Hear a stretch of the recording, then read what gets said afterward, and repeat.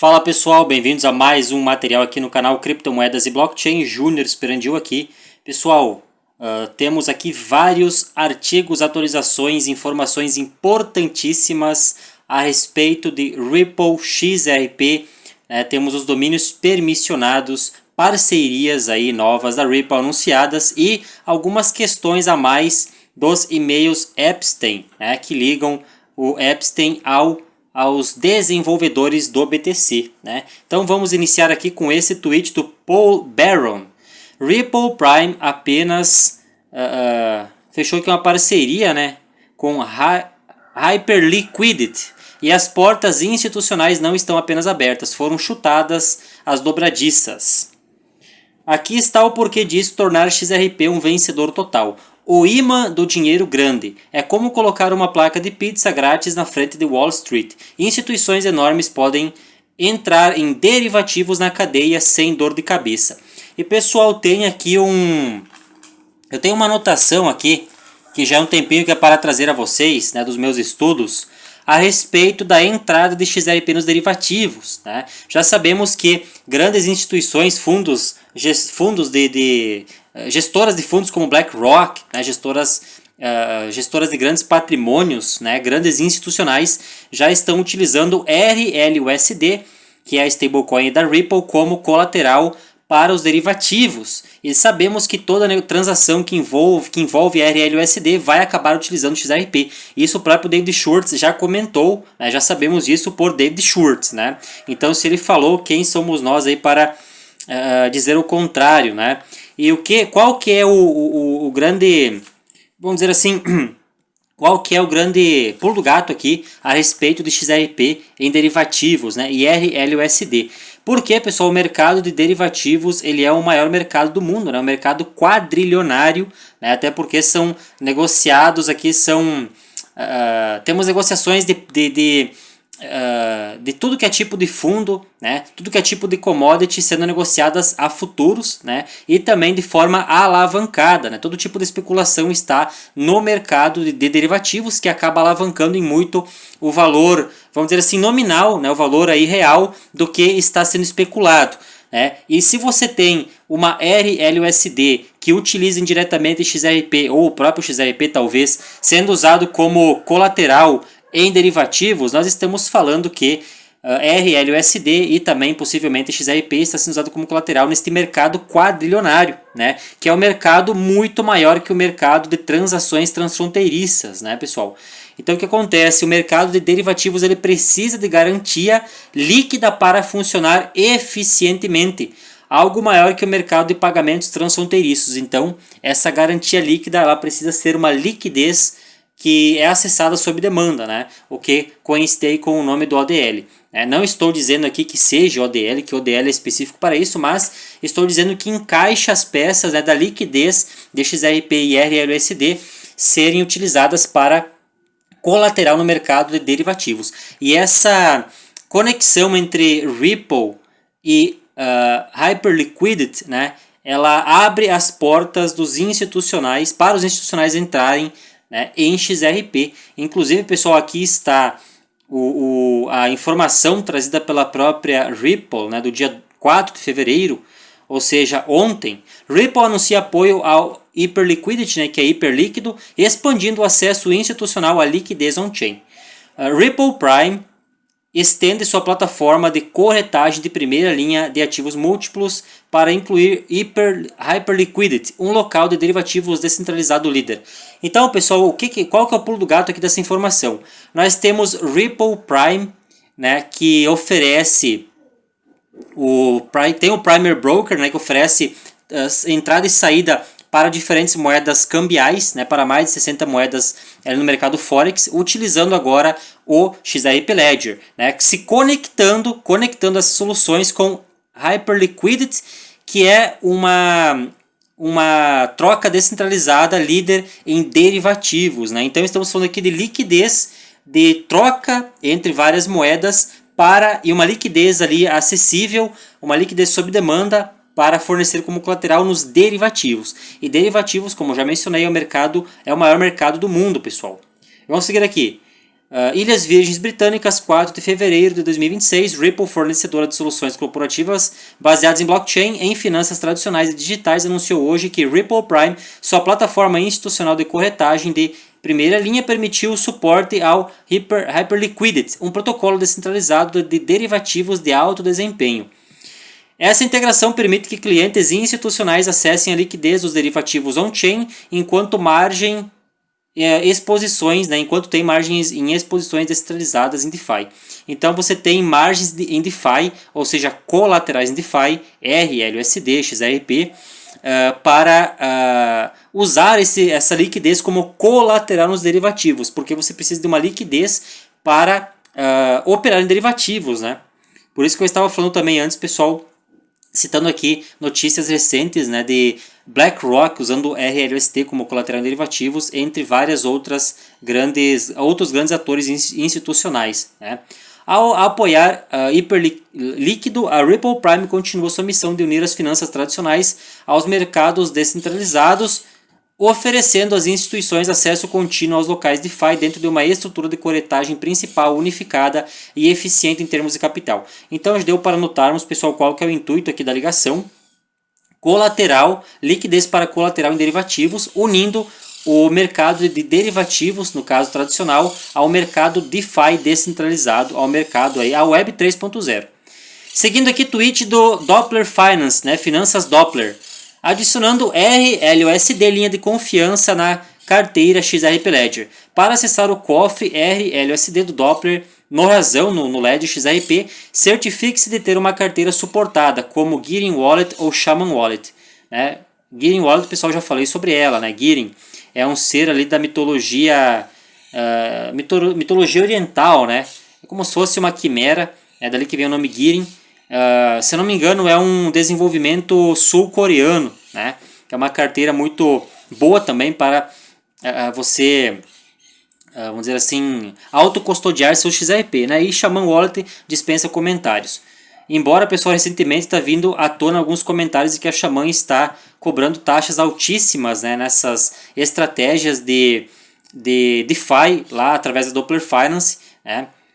O indicado aqui, pessoal, segundo meus estudos, é vocês utilizarem, se vocês têm, por exemplo, se vocês vão utilizar 50 XRPs, vão enviar 50 XRPs para render na Doppler Finance, né, através de, são soluções ali de arbitragem, o rendimento vem através da arbitragem principalmente, né, se não me engano é um APY aí de mais ou menos 4,5% ao ano, alguma coisa assim. Então o que acontece? Se vocês vão utilizar 50 XRPs, vão enviar 50 XRPs, depositar na Doppler Finance, né? Vamos dizer assim, enviar da carteira Shaman para render, o ideal é que vocês tenham no máximo 51 XRPs na carteira, para ficar esse 1 ali, que ainda é uma margem alta para taxas, né? Então aqui é a instrução de como adicionar uma Trust Line de RLUSD em alguma carteira que se conecta ao XRP Ledger, como no caso Shaman Wallet ou Gearing Wallet, né? A Doppler Finance está explicando como fazer isso, né? Seu endereço de XRP Ledger está ativado, uma linha de confiança RLUSD é criada. Pessoal, temos materiais na comunidade Criptomoedas e Blockchain, né? Falando aqui um pouco a respeito da comunidade, antes de nós prosseguirmos aqui com os conteúdos, aonde é adicionado linhas de confiança da RLUSD e também, pessoal, se não me engano, da Sologenic, né? Então, lembrando que a comunidade de Criptomoedas e Blockchain está disponível aí na Hotmart por uma assinatura acessível. Vocês têm acesso ao CryptoMasters 2.0, que é um curso aí que está indo ao ar agora. São 5 anos praticamente de experiência no mercado sendo passados e ensinados no curso CryptoMasters, né, bem como todas as movimentações pessoais da minha carteira, toda compra, toda venda. Essa questão também de adicionar linhas de confiança na Shaman é explicado, tem um vídeo explicativo lá, educativo sobre isso. E também, pessoal, os membros têm acesso ao meu WhatsApp pessoal, né, para tirar qualquer dúvida, né, uma mentoria, um acompanhamento pessoal. Tudo isso e muito mais disponível na comunidade de criptomoedas e blockchain, né. Aqui é o vídeo, pessoal, que foi ao ar hoje, né, a última parte do 6º módulo, né, casos de estudos avançados a respeito de on e off ramp.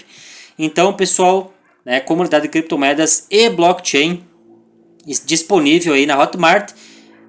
Os links estão na descrição para os interessados. Vamos seguir aqui, pessoal, para mais informações. XRP, ativo digital, no caso aqui um SDR, né? Digital Special Drawing Rights, né? Direito de saque especial, isso que significa SDR em inglês, né? Em português é direito de saque especial, e ele se enquadra como um ESDR, embora nesse documento não é muito focado, o XRP não é muito... O foco aqui, pessoal, desse documento não é o XRP ser ou não um ESDR, né? O foco aqui, pessoal, é outro, né? O diretor MIT Media Lab menciona isso no relatório em 2022. Então, depois que mostrei as pontes fiduciárias e os pagamentos mundiais transfronteiriços de fluxo monetário cunhados pelo FMI em 2023, cunhei o XRP. Esse documento, pessoal, eu abri com a IA, né? E vamos aqui explicar o documento a vocês, lembrando que eu vou deixar todos os links desses documentos aqui na descrição para vocês acompanharem.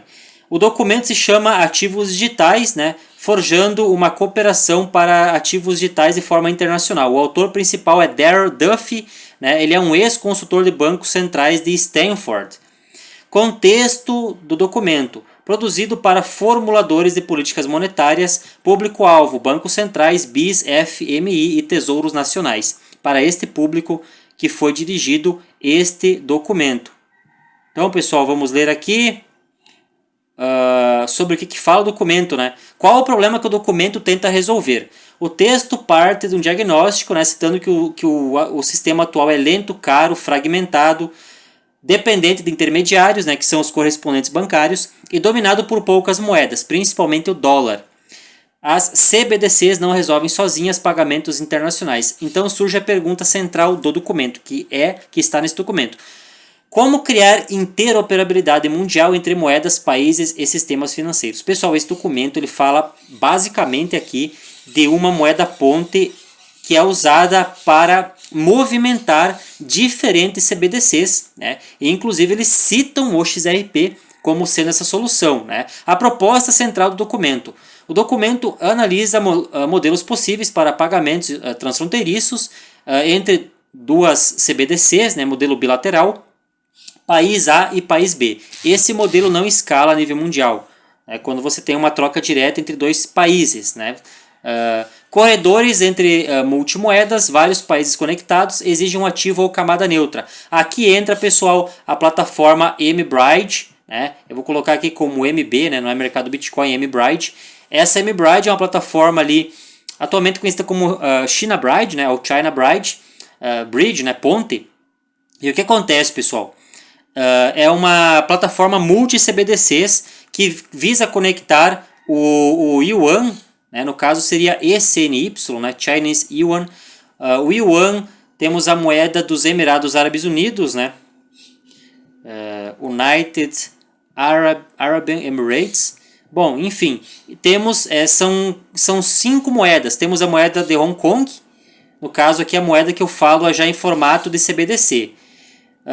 A moeda da Tailândia, e tem mais uma aqui que eu não estou lembrado, né? Ou enfim, são essas 4, né? Mas o que acontece, pessoal? O mBridge, ele conecta, né, esses 4 CBDCs ou 5, mas necessita de um ativo ou uma camada neutra. Não existe uma liquidação direta entre estes CBDCs, entre o CBDC de Hong Kong, o CBDC da China, o CBDC dos Emirados Árabes Unidos, o CBDC da Tailândia.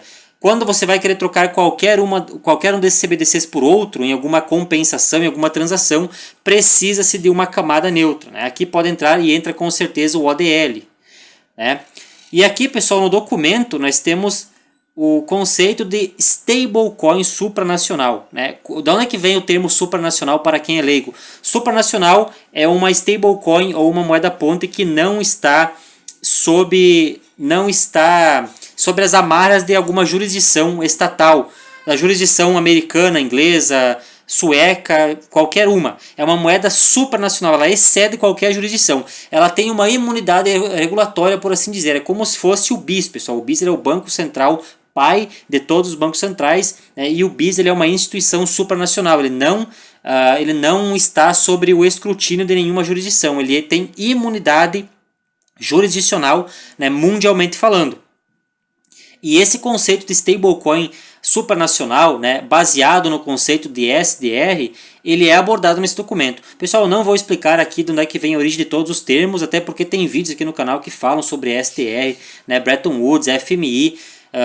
Para quem está perdido, sugiro que vocês maratonem, pessoal, a playlist aqui do canal de Bitcoin, ou para quem estiver interessado em vamos dizer assim, cortar caminho, temos o nosso e-book, né? O e-book XRP, um dos excluídos para o sistema financeiro, conecta perfeitamente todos esses pontos que eu estou citando com o XRP, né? E muito mais, né? Não é apenas a conexão, pessoal, é a explicação aqui do novo sistema financeiro, né?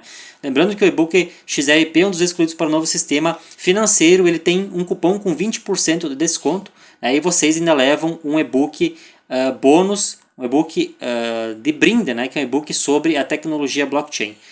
O cupom, pessoal, é XRP20, tudo junto em maiúsculo, né, mas está na descrição todos os detalhes. Voltando aqui, pessoal. Onde entra o trecho da sua imagem? Ou seja, onde entra o trecho no documento, pessoal, que mostra esta imagem aqui trazida pelo Valex, Rei Valex, né, King Valex. Vamos lá. O documento que aparece aqui, né? Esta, no caso, a imagem. É a imagem 121, pessoal. Isso aqui é um PDF bem longo, né? O documento propõe como hipótese uma stablecoin baseada em SDR, que é Direito Especial de Saque do FMI, emitida por uma agência multilateral que permitiria conversões entre moedas nacionais em 2 passos. Logo em seguida, o texto diz algo crucial. Como um arranjo, né, deveria ser para pagamentos transfronteiriços, o sistema para pagamentos transfronteiriços, né, que seria aqui no caso uma moeda que operasse com o XRP, com a criptografia do XRP, uma moeda de Ripple, né, que funciona, que opera com a criptografia de XRP. Então no documento está... O documento, pessoal, ele conecta o SDR com um novo SDR, que no caso é o ESDR. Né? O ESDR ele é E digital, né? O SDR. Para quem não sabe, SDR ele foi criado após o primeiro Bretton Woods. É basicamente uma cesta de moedas, onde você tem o dólar no centro, tem libra esterlina, euro, tem yuan chinês e iene japonês, que fazem a cesta, né? O dólar está no centro. O dólar, porque como o dólar estava diretamente lastreado com o ouro, as outras moedas estariam lastreadas de forma secundária com o dólar. Esse que foi o primeiro SDR. Só que esse SDR não escala, pessoal. O dólar, quando você vai precisar trocar de uma moeda para outra, tem taxa de câmbio. Se não tem liquidez em uma jurisdição, em uma casa de câmbio, falado de forma supérflua, essa transação, essa conversão, ela tem uma taxa de spread, né, uma derrapagem, uma slippage, que torna o processo muito caro. E quando nós estamos falando de sistema bancário, tem vários intermediários, né, que é justamente para contornar essas ineficiências, que tornam esse sistema muito caro de se manter. Né. É benéfico apenas para os bancos que controlam o sistema. Né. E no ESTR você tem uma moeda digital que tem ali, que funciona em um ledger altamente escalável, que consegue converter vários CBDCs, né, e é supranacional também, tudo isso está falado aqui no documento. Então essa moeda supranacional de ponte, esse novo ESTR que está no centro do novo sistema de Bretton Woods, ele estaria na posição que anteriormente seria a posição do dólar, né, e... temos várias stablecoins que também podem ser CBDCs no novo sistema, que fazem, que usam, no caso, essa moeda ponte para converter de um lado para o outro, ou seja, de iene para euro, de yuan para franco, né, para libra esterlina e por aí vai. Então é isso que está sendo mostrado nesse documento na prática, né, pessoal? O autor está dizendo que o modelo teórico defendido por bancos centrais já existe no mundo real e já está operacional. E o exemplo funcional é Ripple mais XRP. Eu estou citando aqui o exemplo de moeda ponte XRP, basicamente sendo utilizada no ODL. Né? No caso, uma liquidez sob demanda que é acessada para converter diferentes CBDCs. Mas isso se estende a liquidação de RWAs, a troca entre stablecoins, entre commodities digitais e qualquer coisa neste novo sistema financeiro. Papel do XRP nesse modelo. XRP é ativo ponte, né? Temos a moeda A na troca aqui, ela é convertida pelo XRP, depois desconvertida pela moeda B. Pessoal, isso aqui é muito repetitivo já, né, para quem já acompanha o canal de longa data, mas eu sempre mesclo essas informações avançadas com informações mais para iniciantes, né? Porque sempre tem o pessoal que está chegando no canal e ainda está entendendo, né, estas partes mais simples, por assim dizer, né? Por que o documento é politicamente relevante? Porque ele abre explicitamente espaço para soluções privadas. Isso é um recado claro. Bancos centrais não querem criar tudo sozinhos, precisam de infraestrutura privada, tecnologia pronta e redes já testadas. Temos o ponto regulatório. O uso de stablecoins privadas ou cripto-reguladas não deve ser descartado. Isso reforça que XRP não é visto como ameaça, mas como infraestrutura regulável, compatível com compliance KYC, anti-money laundering, leitura estratégica e etc. O debate não é se o sistema vai mudar, é quem vai fornecer a infraestrutura para o sistema financeiro. Pessoal, isso aqui basicamente é um ponto muito falado no Crypto Masters 2.0, né? Vamos lá, aqui é a finalização do documento. O documento reconhece que o modelo defendido por bancos centrais para pagamentos internacionais digitais já existe e ele se parece exatamente com o que a Ripple opera usando o XRP. Interessante, pessoal. Vamos seguir aqui, temos mais documentos, pessoal. Temos aqui 2 ou 3 documentos abertos com a IA importantíssimos, né, para os nossos estudos. Tweet do W. Kahneman. Relatório do Deutsche Bank. A Corpay está construindo a ponte entre Fiat e stablecoins, citando sua parceria com Ripple e Circle para serviços de rampa on e off, com stablecoins enviar e receber segmentado para 4T25. Confirmação, um relacionamento ainda em vigor e talvez em curso. Aqui está o documento, pessoal, trazido pelo W. Kahneman, né, que é um outro documento aí que eu abri com a IA, é do Deutsche Bank, dia 17 de novembro de 2025. Vamos lá, pessoal, sobre o que esse documento fala. Um documento muito importante, pessoal. Todos os documentos são importantes. O relatório de pesquisa do Banco Deutsche analisa como o mercado saiu da fase cripto como disrupção para a fase cripto como infraestrutura integrada ao sistema financeiro tradicional. Basicamente, esse documento ele complementa, né, o documento anterior. O trecho da imagem aqui que o W. Kahneman trouxe, né? O que ele fala? Foca na Corpay, uma gigante mundial de pagamentos corporativos, e mostra 3 pontos-chave. A Corpay afirma claramente que stable, crypto e blockchain crescem mais rápido que pagamentos fiat tradicionais e resolvem ineficiências reais do Forex, né? Ou seja, a troca entre as moedas, né? A eliminação na discrepância, nas slippages, nos atritos, nos spreads. Ponte entre TradFi e blockchain é o objetivo central. O documento diz explicitamente que Corpay quer ser a ponte entre as finanças tradicionais e blockchain. Só que a ponte, pessoal, mas é a ponte que está utilizando a Ripple, né? Não é uma solução aqui da Corpay. Estamos falando aqui provavelmente de ODL XRP Ledger, né? Provavelmente não, estamos falando aqui de ODL. Ou seja, on-ramp e off-ramp, multimoedas, integração com wallets, liquidação quase instantânea. Esse ponto é crucial. O dinheiro do mundo ainda nasce em fiat, mas vai circular cada vez mais em blockchain. No caso, uma on-ramp, né? On-ramp aqui para a blockchain e que fica em blockchain quando você não sai da blockchain, quando você compensa em algum ativo tokenizado, em stablecoins, usa isso como colateral, né? Off-ramp é somente quando você saca em dinheiro, né, pessoal? Parcerias com Circle e Ripple não são casuais. O relatório cita diretamente a Circle, né, para stablecoins, e Ripple, infraestrutura de liquidação e pagamentos.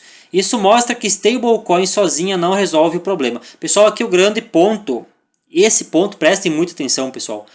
Muita gente até hoje comenta que RLUSD elimina o uso de XRP, que stablecoins eliminam o uso de XRP, mas não. É preciso uma camada de liquidação neutra, rápida e mundial, é aí que entra o XRP. Stablecoins não substituem o XRP. Elas precisam do XRP. Por quê? Porque stablecoins são moedas nacionais tokenizadas, elas continuam presas à jurisdição, ao emissor, ao risco regulatório, à liquidez fragmentada, e o XRP resolve exatamente isso. Então, pessoal, esse é o ponto mais importante do porquê a stablecoin não substitui o uso de XRP. Então, pessoal, seguindo aqui, para ficar bem fácil o entendimento, você tem stablecoins que estão presas à jurisdição do seu país. Você tem, por exemplo, o Circle está presa à jurisdição, às jurisdições ali da Lei Acta Genius, que ela deve estar seguindo para estar operando em perfeitas condições. Né? Tem o SDTA, que é uma stablecoin que a Tether criou especificamente para cumprir as jurisdições da Lei Acta Genius. Né? A stablecoin também ela está presa ao emissor, no caso o STC Circle, ao risco regulatório do país e à liquidez fragmentada. As on-ramps aqui que entram, que são transmutadas, vamos dizer assim, tokenizadas, né, para a stablecoin. Então, por que elas não substituem o XRP? Isso que é bem simples, porque o XRP ele é agnóstico, ele é supranacional, ou seja, ele não está preso a nenhuma jurisdição. Né? Então, se você tem, por exemplo, uma USDC que está rodando aqui segundo as conformidades da Lei Acta Genius, e uma stablecoin de euro, vamos colocar aqui EU, a EURC ela também rodaria aqui na Circle e está em conformidade com a MiCA, né? Então as duas são compatíveis em suas conformidades, né? Mas a EURC ela não é compatível com as normas da Lei Acta Genius e a USTC não é compatível com as normas da MiCA, né, da União Europeia. Então aqui, para você fazer essa troca, você vai precisar de um ativo supranacional agnóstico, que é a moeda ponte. Né? Por isso que XRP não pode ser substituído por stablecoins. Então tá aqui a explicação, pessoal, de uma vez por todas, porque tem muitas pessoas que até, muitos inscritos, muitas pessoas que até hoje me pedem, né, e me questionam sobre isso, né, pedem essas informações. Júnior, a stablecoin ela vai substituir o XRP. O XRP se tornou inútil agora com essa questão de stablecoins, e não é bem assim, pessoal. Inclusive temos vídeos do próprio David Schwartz comentando, né, que a RLST, qualquer transação em RLST usa XRP, né, como conversor, como moeda ponte ali para transferir o valor. O papel técnico do XRP como moeda fiat cripto, de fiat para cripto, né, ponte. Ativo neutro líquido, XRP não pertence a um país, não é dívida de ninguém, liquida entre 3 a 5 segundos, não exige contas nosso rosto. Isso o torna perfeito para conectar, no caso o exemplo que eu trouxe aqui, né, a stablecoin de dólar para uma de euro. Fazer o meio do caminho entre sistemas incompatíveis. Temos o ODL, que não precisa de pré-financiamento, nem capital parado, nem risco cambial prolongado. Para empresas como Corpay, isso libera bilhões em capital. E não somente Corpay, né? Várias empresas que utilizam o ODL justamente por causa disso. Né? A liberação desse capital que antes precisaria ficar travado, a eficiência, a rapidez, a desburocratização de ter que estar seguindo várias jurisdições diferentes, né, pessoal? Liquidez universal. No cenário descrito no documento, wallets multimoedas, stablecoins múltiplas, pagamentos mundiais, o XRP funciona como roteador da liquidez entre todas estas moedas. Por que bancos e fintechs preferem XRP e não Bitcoin ou Ether? Aqui é um comparativo direto entre estas três criptomoedas. Né? Nós temos o critério de liquidação rápida, no qual somente XRP atende. O critério de taxa previsível, somente XRP atende. O Bitcoin, pessoal, ele demora entre 10 a 40 minutos, né, as transações, e não tem taxa previsível. O Ethereum também não tem taxa previsível, quanto mais congestionada a rede, mais caro é. Quesito regulatório, XRP também atende. Aqui ficou como clarificado porque XRP é o único ativo digital que tem clareza regulatória. Neutralidade monetária, XRP também é o único que consegue fazer a ponte. E uso institucional, né, para estes fins de transfronteiriços apenas também, XRP é o único que atende a esses requisitos. Né. O Ethereum aqui ficou em um sinal de alerta, porque em tese ele também é usado em tokenização, né, mas sim e não, pessoal. Na verdade, as segundas camadas do Ethereum são muito usadas. A camada principal do Ethereum não é tão usada assim, porque o Ethereum ele não escala, né? Como é que você vai querer liquidar ativos tokenizados em uma rede onde o ativo nativo, que seria usado como taxa, é muito caro e não escala, né? Fica um pouco complicado.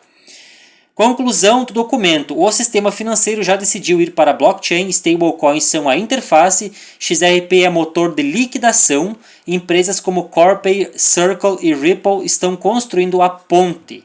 No caso, Circle, ponte usada para stablecoins, né, e Ripple, a ponte superior usada para converter as moedas, né, as formas de pagamento. Bancos tradicionais estão entrando sem alarde, mas com bilhões.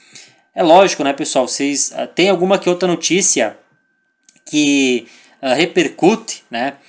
Mas vocês não vão ter ninguém tem assim esta oportunidade de ser avisado de forma nítida e clara da oportunidade, né? Então devemos estudar e sim temos que acreditar na valorização, né? Temos o que embasa, pessoal, o que embasa o nosso investimento pesado é justamente os nossos estudos e o nosso conhecimento que gera uma convicção e que nos traz uma certa paciência, né? O que nos deixa à frente, pessoal, é justamente o conhecimento. Então, antes de seguirmos aqui com as próximas notícias, pessoal, gostaria de falar novamente a vocês, a comunidade, né? Quem está conhecendo o canal, a nossa comunidade está disponível na Hotmart, comunidade criptomoedas e blockchain. Pessoal, o que tem na comunidade de criptomoedas e blockchain para quem está aí conhecendo o canal?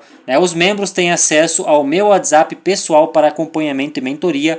Os membros têm acesso ao curso CryptoMasters 2.0, que está sendo produzido, né, agora em tempo real. Esse curso, pessoal, ele está mais ou menos, ele está próximo da metade, né, a recém, é um curso bem extenso, né, já são alguns meses em construção, são basicamente, pessoal, todos esses 5 anos aí que eu estou completando agora no mercado, são passados no curso CryptoMasters 2.0, então é muito conhecimento, pessoal, muito material voltado para conhecimentos avançados em cripto, né?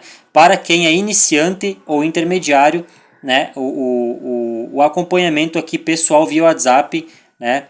Ele supre todas essas dúvidas. E lembrando, pessoal, que os membros têm acesso também a todas as movimentações pessoais da minha carteira, toda compra, toda venda, toda realização de lucros, novo aporte, qualquer investimento aí on-chain é mostrado exclusivamente para os membros, né? E bem como os membros também têm acesso, pessoal, a vídeos no formato aula, né? Que são vídeos semelhantes aos vídeos trazidos aqui no canal Criptomoedas e Blockchain, só que com uma pegada aí muito mais aprofundada e mais embasada, né? Com mais, vamos dizer assim, com muito mais documentações, né? Que são aí vídeos no formato vídeo aula.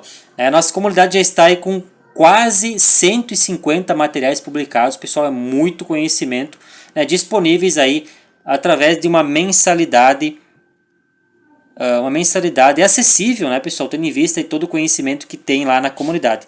E quem estiver interessado em se aprofundar exclusivamente em XRP de forma, vamos dizer assim, mais rápida, né, pessoal? Eu indico o nosso e-book XRP, um dos excluídos para o novo sistema financeiro, um e-book aí com 70 páginas, 6 módulos, né? O ESTR, pessoal, que foi falado anteriormente, está aqui sendo explicado no 4º módulo, né? O 6º módulo é um módulo bônus, né?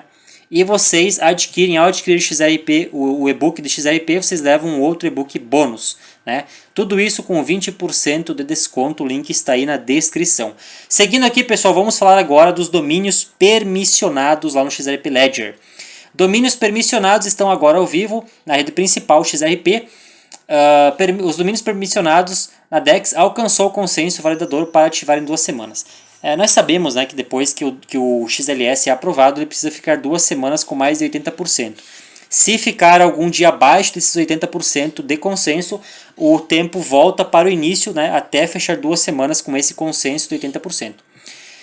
Credenciais, atestados verificáveis de identidade ou estado de conformidade emitidos por partes confiáveis. Domínios permissionados, ambientes controlados que definem quais credenciais são necessárias para participar como um emissor verificado. Pessoal, isso aqui são cláusulas, são códigos no XRP Ledger que vão ser utilizados exclusivamente pelos institucionais, né? Por isso que você precisa de permissão para acessar alguma linha de confiança, algum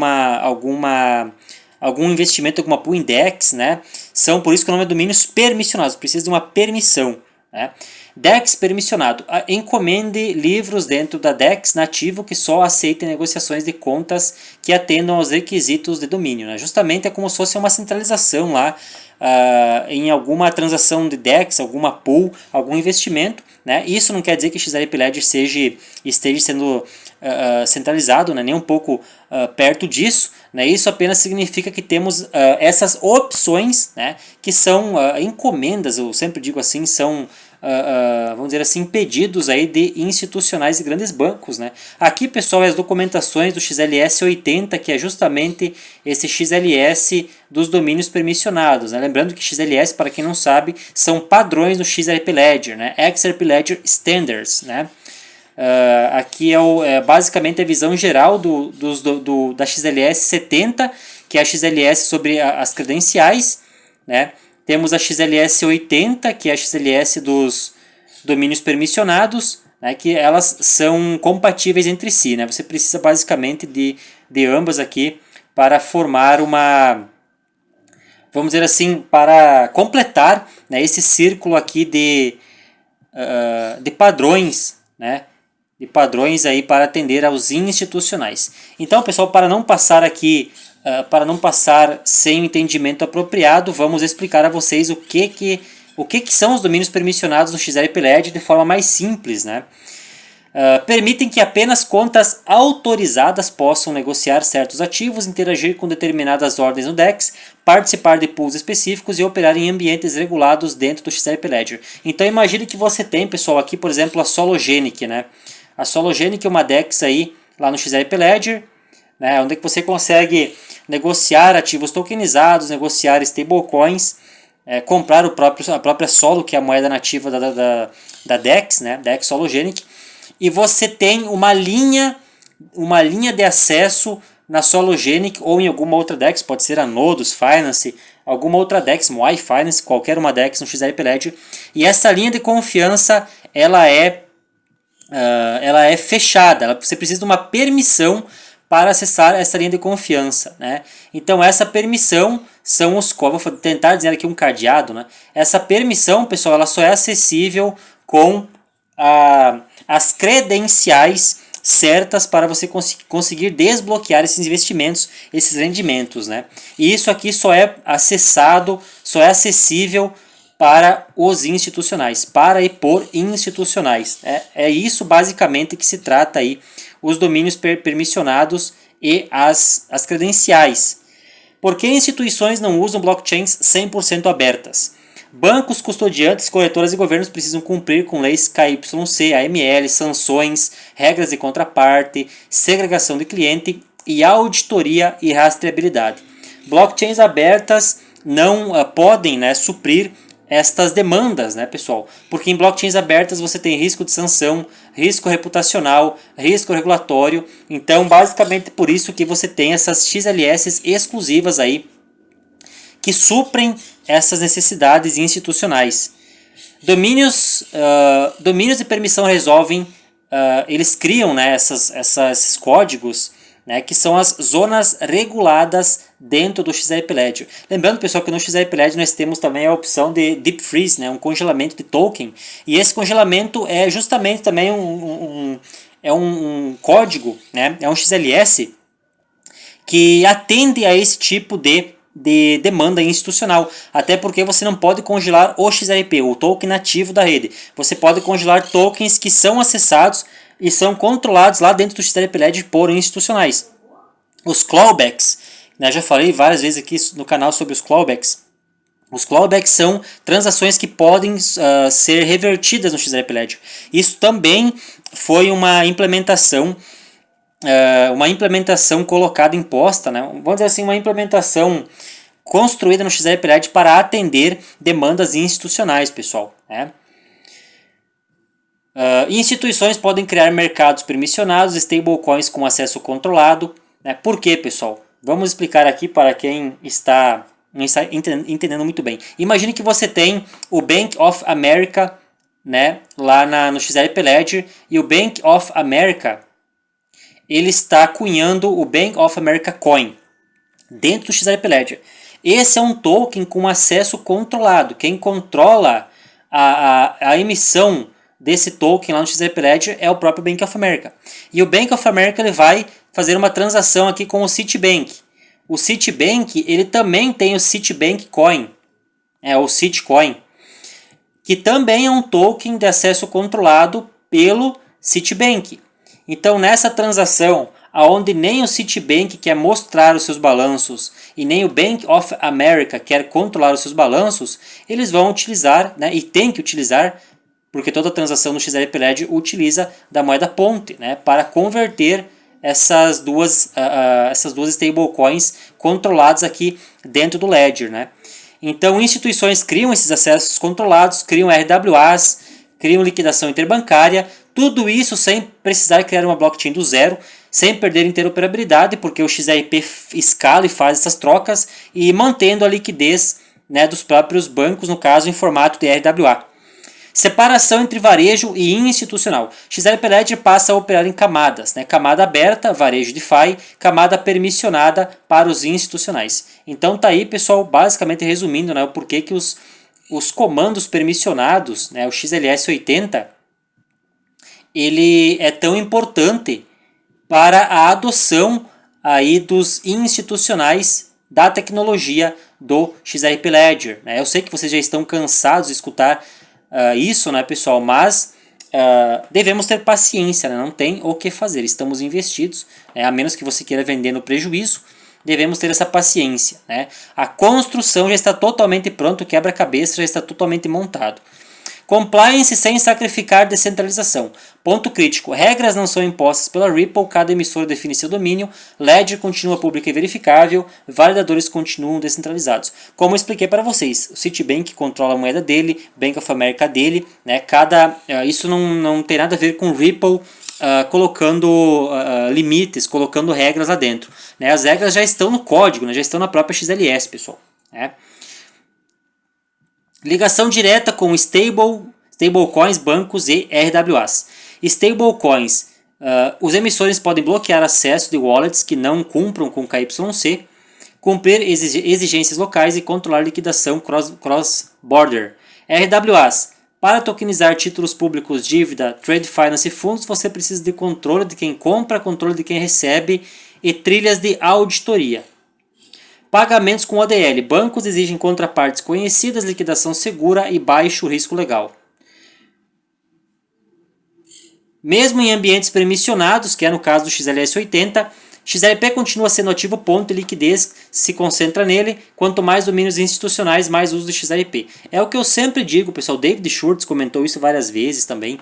Quanto mais o uso da rede, mais favorável isso é para o XRP, para a sua adoção, para isso favorece com a teoria de Shane Ellis, né, que o preço ele vai se ajustando conforme a necessidade, conforme a sua funcionalidade e a sua demanda. Né. Aqui temos comparações com outras blockchains, né, pessoal.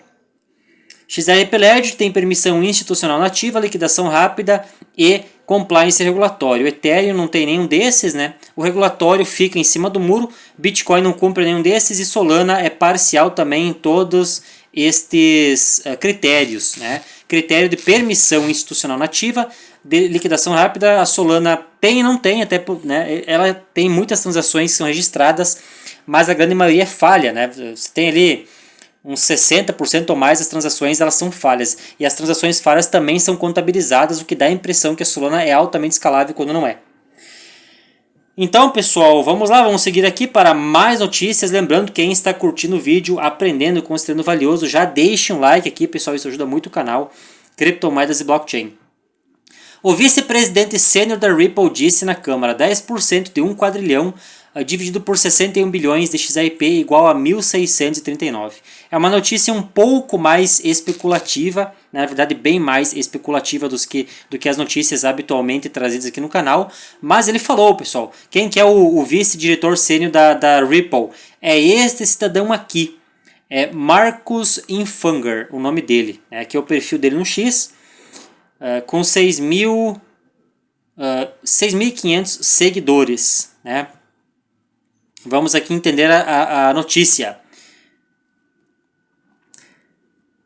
E essa questão dos 10%, no caso não é 10% de um quadrilhão, né? 10% do Swift, quem citou isso foi o próprio Brad Garlinghouse, né?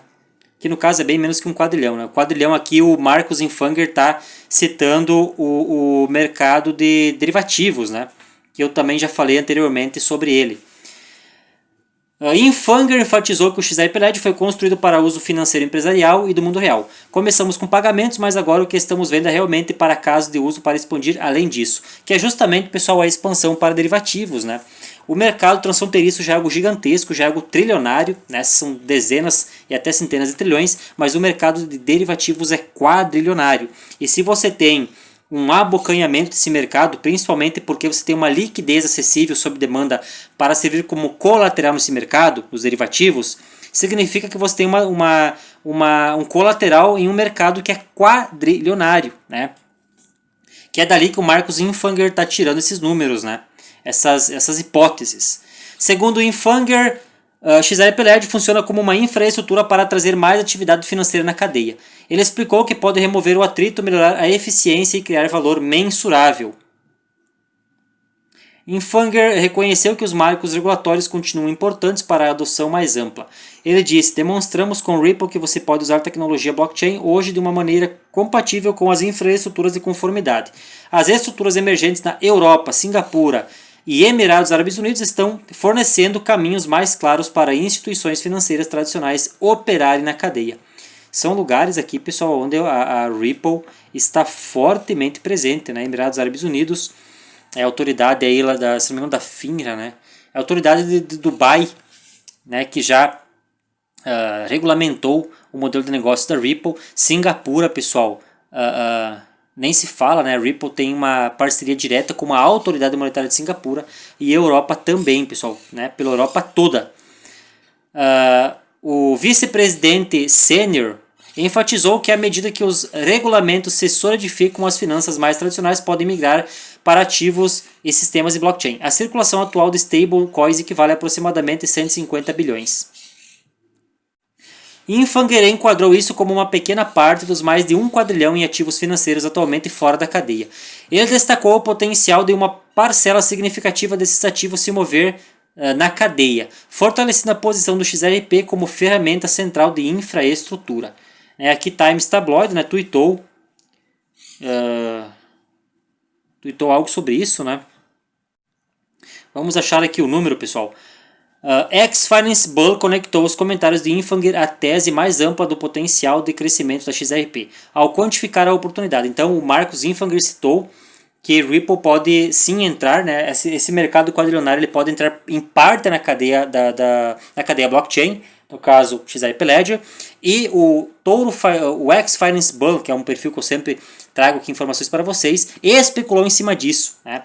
Ao quantificar a oportunidade, o analista destacou que mesmo capturando 10% dos ativos financeiros off-chain, isso aumentaria dramaticamente o valor do token, com base no fornecimento atual de XRP. Isso implica uma avaliação potencial de $1.639 por token, né? Se 10% do mercado de 1 quadrilhão se mover para a cadeia. Então, lógico, pessoal, uma notícia aqui para nós levarmos aí um pouco, vamos dizer assim, na esportiva, né? Até porque são especulações. Vamos seguir aqui, pessoal.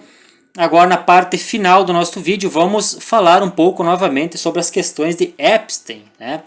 Lembrando, pessoal, que o último material, o último vídeo aqui no canal Criptomoedas e Blockchain, ele foi exclusivamente dedicado aos e-mails recentes de Epstein, né, e as conexões, né, de Epstein com os financiamento para desenvolvimento para os desenvolvedores do Bitcoin lá no seu início, né? Este vídeo aqui de 2 dias atrás. Quem não assistiu, eu recomendo fortemente que assistam.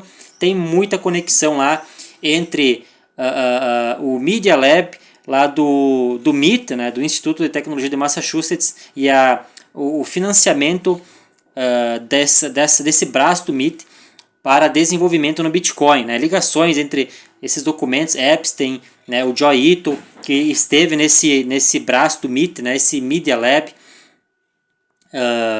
nesse braço que para desenvolvimento de ativos digitais, né?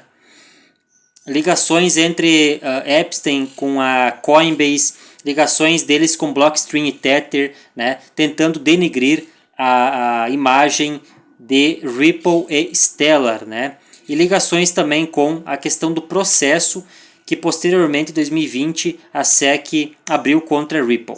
Seguindo aqui, pessoal, documentos do Departamento de Justiça revelam quem realmente construiu o Bitcoin. Vamos lá, vamos lá. Vamos lá, vamos lá. Se você acha que Bitcoin foi construído por cyberpunks em suas bases, você não leu os arquivos. O recente despejo de mais de 3 milhões de páginas do Departamento de Justiça não revelou apenas nomes, revelou uma arquitetura. Uma arquitetura de captura tão sofisticada que a maioria das pessoas que defendem Bitcoin não percebe que está defendendo o próprio sistema que eles pensavam estar escapando. O sistema corrupto, esses uns chamam de Kabbalah, sistema satânico, né, Deep State, tem vários nomes para isso, né? Sistema maçônico do anticristo e por aí vai. O futuro descentralizado do dinheiro foi fundado, moldado e guiado por um dos criminosos. Algumas palavras eu não vou falar, pessoal, para o YouTube não barrar aqui, não derrubar esse vídeo, né? Já tem vários vídeos aqui no canal que foram derrubados, e se tiver mais poucos vídeos aqui derrubados, até o canal pode cair. Mais conectados à história moderna e pelas mesmas redes de poder legadas que a cripto alegou interromper. Eles não precisavam de um backdoor no código quando controlavam tudo ao seu redor. Quando as pessoas defendem o Bitcoin contra essas revelações, elas se retiram para um único mantra: o código é código aberto e não pode ser controlado. Aqui vai o porquê deles alegarem o código ser aberto e por que pegarem muitas pessoas ingênuas nessa narrativa, né? Ninguém precisa corromper o código de Bitcoin, só precisa controlar. Quem poderia acessar o capital pode construir sobre ele. Quais projetos foram listados nas bolsas, o que a narrativa midiática disse a respeito. Quem os reguladores foram atrás, quais desenvolvedores foram pagos, quais instituições acadêmicas legitimaram. A rede Epstein se posicionou em cada um desses gargalos. Não de forma ruidosamente, né, não com barulhos, mas de forma silenciosa. Se você não entender como isso funciona, vai continuar acreditando que o código, sendo aberto, de alguma forma protege contra a captura institucional. O investimento que ninguém falou até agora. Os registros confirmam. Jeffrey Epstein investiu 3 milhões na rede na terceira rodada, né, de investimento da Coinbase em dezembro de 2014, em uma avaliação de 400 milhões de dólares. Facilitado por Brooke Pierce, né, ator de Hollywood, né? Fred Arison, cofundador da Coinbase, sabia que o dinheiro vinha de Epstein. Evidências de e-mail. Tem uma lacuna entre o meio-dia e as 15 horas de hoje. Seria bom conhecê-lo se conveniente. Né? Aqui o fundador da Coinbase. A conexão direta entre Epstein e o fundador da Coinbase. Né? Uma única troca exercendo tanto poder sobre um ecossistema descentralizado é a definição de um ponto de controle centralizado. Porque ele está falando de investimento em cima dos... pagando os desenvolvedores do BTC, né, pessoal, do Bitcoin. Vamos lá, lembrando, pessoal, isso aqui foi tudo... Basicamente, esses pontos aqui eles já foram citados, né, de forma mais aprofundada no vídeo anterior aqui no canal, aliás, né, que eu recomendo para vocês, quem quer entender mais a fundo essas conexões entre Epstein e Bitcoin. Então, pessoal, vamos lá, vamos ver o que nós temos mais aqui. Início de 2015, momento mais vulnerável do Bitcoin. Fundação Bitcoin entra em colapso, falido, você foi. Os poucos desenvolvedores que mantêm o Bitcoin Core, que era ali o principal software, né, do Bitcoin, a implementação de referência que toda a rede executava, de repente não tem financiamento. É aqui que entra, né, os financiamentos do Epstein e o seu pessoal. Né? As próximas atualizações do protocolo do Bitcoin determinarão se ele pode ser dimensionado ou morrer como um experimento de nicho. E as pessoas tomando aquelas decisões técnicas críticas, quebrou, né? Aqui que entra o MIT Media Lab. 10 dias depois de fundar a Digital Currency Initiative, é esse aqui o braço que eu não estava lembrando o nome, né, pessoal? DCI, que é a Iniciativa de Moeda Digital, né, essa DCI. DCI, um braço lá do MIT Media Lab, que patrocinou os novos desenvolvedores, né, os criadores ali, os caras que foram desenvolvendo o código do BTC. Joi Ito envia a Epstein um e-mail intitulado Iniciativa de Moeda Digital. A mensagem explica como o MIT recrutou os principais desenvolvedores do BTC depois que todos os outros se embaralharam para entrar no vácuo e assumir o controle. Temos aqui FYI, usou fundos de presente para subscrever isso, que nos permitiu mover-se rapidamente e ganhar esta rodada. Resposta de Epstein: Gavin é esperto. $525 mil para a iniciativa de moeda digital do MIT Media Lab, doado por Epstein, né, para desenvolver no Bitcoin. Isso financiou os salários de Vladimir van der Laan, Gavin Andresen e Corey Fields, os desenvolvedores que literalmente decidiram a direção técnica do Bitcoin. Então, a rede pode ser aberta, mas se os códigos lá dentro são centralizados e são pagos por poucas pessoas, é claro que a rede vai ser centralizada, né? E é claro que ela pode sim ter backdoors, né? Backdoors aqui, pessoal, a nível mais profundamente falando pela própria NSA, porque o hash de segurança usado no BTC, que é o SHA-256, né? Lembrando que SHA é Secure Hash Algorithm, é algoritmo de segurança de hash, né?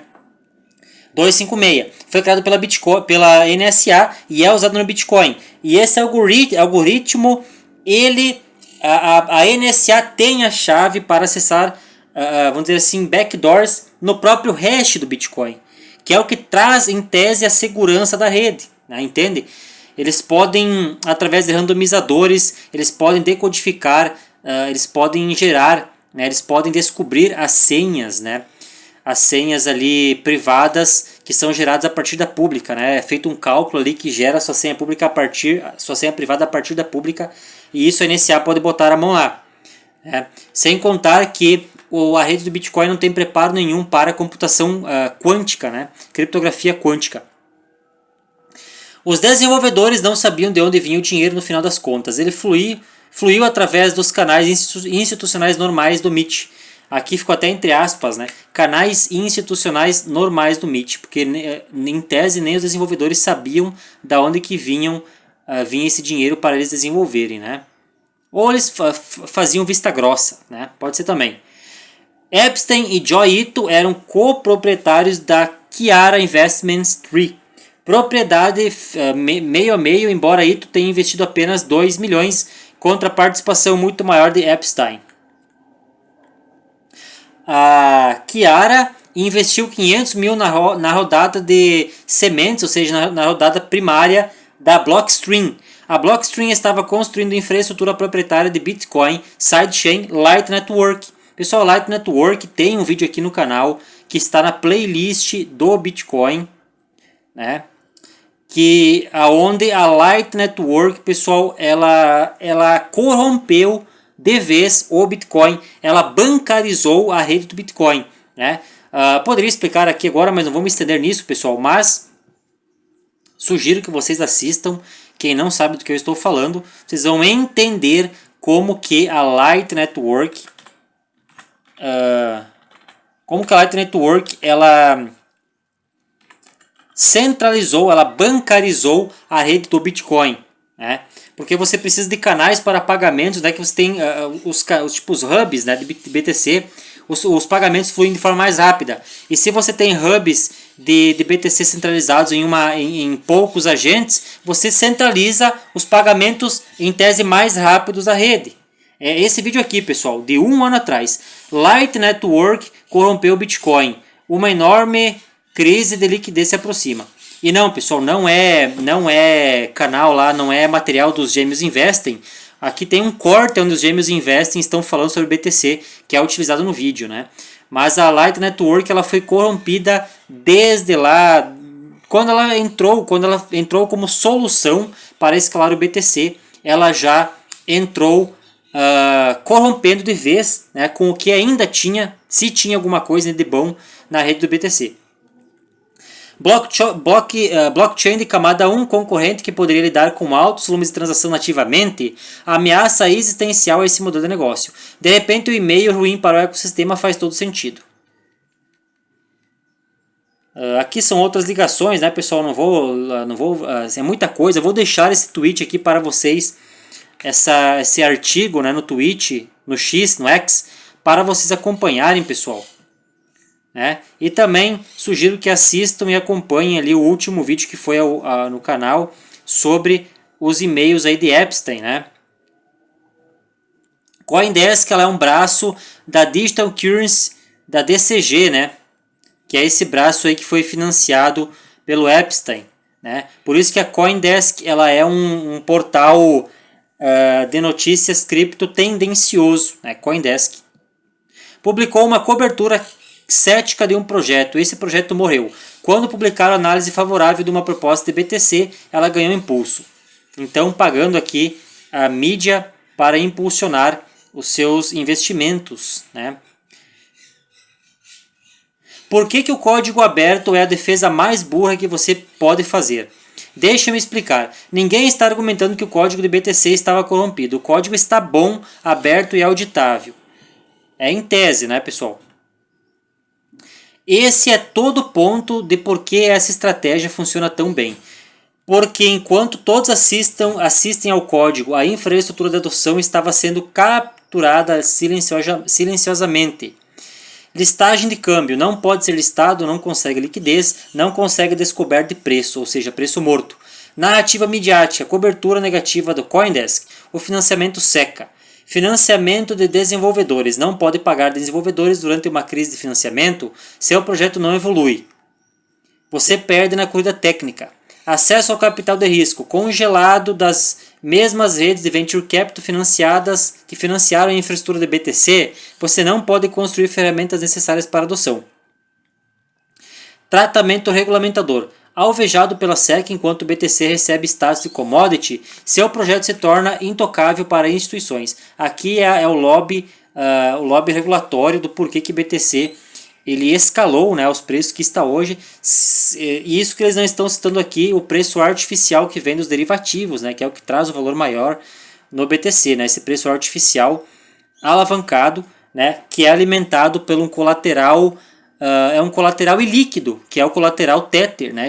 A Tether não tem reserva para suprir com todas as suas USDTs emitidas. Isso aqui não é novidade para ninguém, né? Mas além de não ter esse lastro, esse Tether ele é utilizado para especular, servir como colateral em derivativos e alavancar e especular posições em BTC, né? Que é basicamente isso que infla o preço.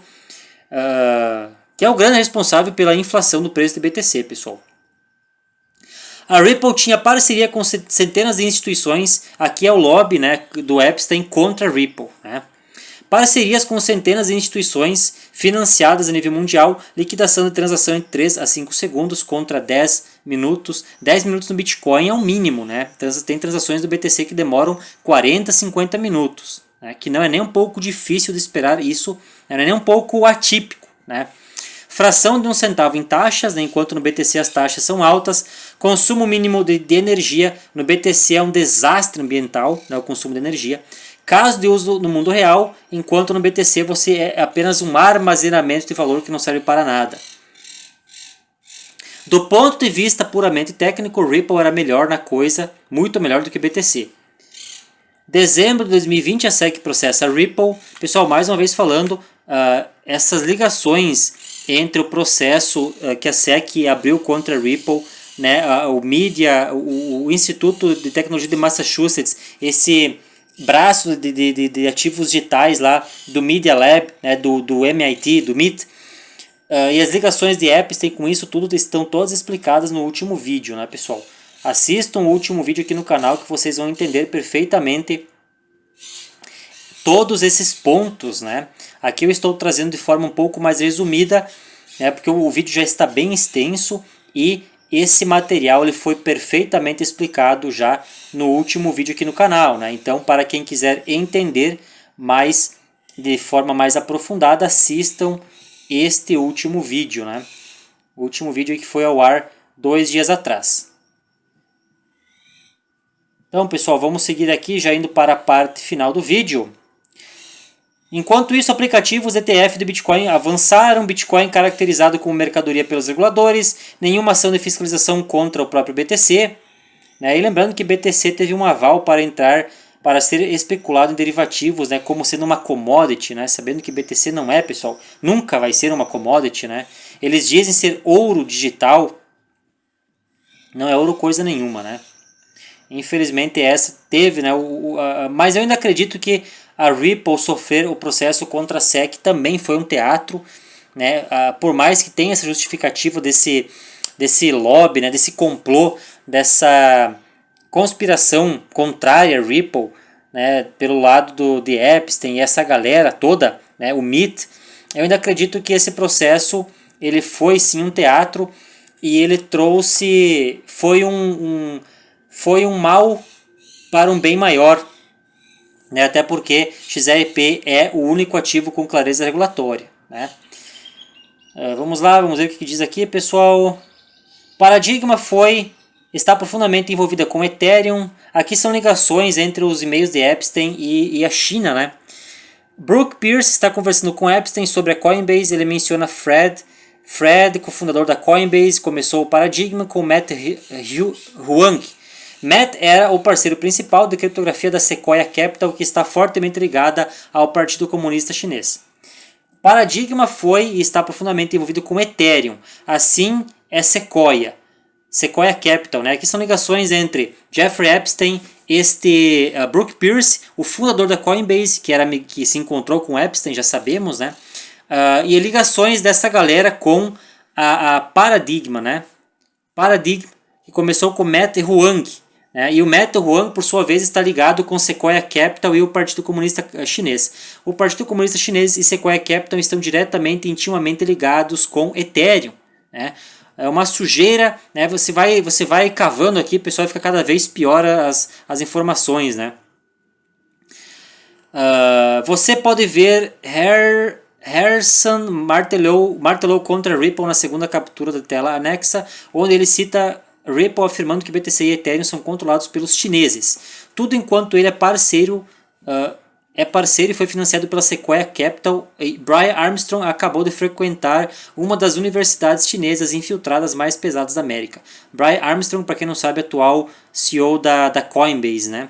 Essa galera, pessoal, está totalmente envolvida com Ethereum, né? E nós sabemos que Ethereum, depois que Ripple foi processada, ela recebeu um lobby, né? Ela foi fortemente influenciada, né? Vamos dizer, ela foi beneficiada, né, de forma muito exponencial com o processo da Ripple, né? Até porque ela também obteve ali um aval para entrar no mercado de derivativos e de lá para cá, um pouquinho antes, inclusive, do processo da SEC contra a Ripple, a Ethereum ela teve ali uma exponencialização muito alta no valor do seu token. Né? Então, para quem investiu ali em Ethereum em 2018, 2019, né, e segurou por uns 3 anos, 4 anos, né, muitas pessoas ficaram ricas com Ethereum. Né? Mas Ethereum, pessoal, é uma outra rede muito corrompida. Né? Tem aqui também uma playlist no canal sobre Ethereum, com alguns vídeos. Né? Eu não recomendo Ethereum para ninguém, pessoal. Ethereum tem ligações diretas com a China, com o Partido Comunista Chinês. Né? Tem muita fragilidade e vulnerabilidade nos seus contratos inteligentes, né? Muita roubalheira na rede, altas taxas, é uma rede que trava demais, é muito lenta, tem muita pilantragem, né? Vamos dizer assim, muita ação de má fé, né? Muitas pessoas que criam rug pulls na Tether. Né? Então, pessoal, basicamente não recomendo Ethereum para ninguém. Recomendo o canal ali do BitCrypto, né? O Wanderson. O Wanderson ele toca muito nesse assunto, essas ligações entre Ethereum e o Partido Comunista Chinês. essas sujeiradas todas, né? Então, para quem quer se aprofundar nessa parte específica, né, nesse ramo de estudo específico sobre Ethereum e sobre ativos digitais, recomendo o canal ali do Wanderson. Então, pessoal, o vídeo era esse. Um forte abraço a todos, né? Fiquem agora na sequência com alguns materiais dublados, né? E lembrando mais uma vez, pessoal, que todos os links aí dos nossos produtos estão na descrição, né? Tanto a comunidade de criptomoedas e blockchain quanto o e-book. E lembrando que em breve, para quem estiver interessado aí no curso Crypto Masters, né, de forma isolada, daqui a algumas semanas aí, daqui a alguns meses, na verdade, o curso Crypto Masters ele vai estar disponível também na Hotmart, de forma ali separada, né, separada da comunidade, né? Mas para quem desejar acessar tanto o curso, né, ter ali um acesso ao meu WhatsApp pessoal para acompanhamento, né, para, vamos dizer assim, uma leitura, né, pessoal, né, dos dados de forma atualizada e muito mais, né, as movimentações da minha carteira e muito mais. Então, a comunidade de criptomoedas e blockchain é o lugar ideal para vocês, né, obterem estas informações. Né? Lembrando que agora daqui algumas semanas, meses, né, já teremos aí com certeza as nossas realizações de lucros e todas as movimentações e estratégias seguidas, né, por mim serão ali apresentadas exclusivamente para os membros. Então, pessoal, o vídeo era esse. Fui, valeu, abraço! Acho que precisamos de clareza para forçá-los. E uma vez que não tenham mais a desculpa da falta de legislação, que não possam mais dizer que há muito risco regulatório, eles terão que inovar e adotar uma arquitetura de rede digital. Seja ela XRP, e todos nós temos que tirar o chapéu para o XRP, que foi o exemplo perfeito do ataque de Gensler Warren às criptomoedas. E eles resistiram, se levantaram. E ainda estão de pé, perseverando. Então, tiro o chapéu para eles. Há também outras redes por aí, como a Canton Network, que está se desenvolvendo muito rapidamente como uma solução completa.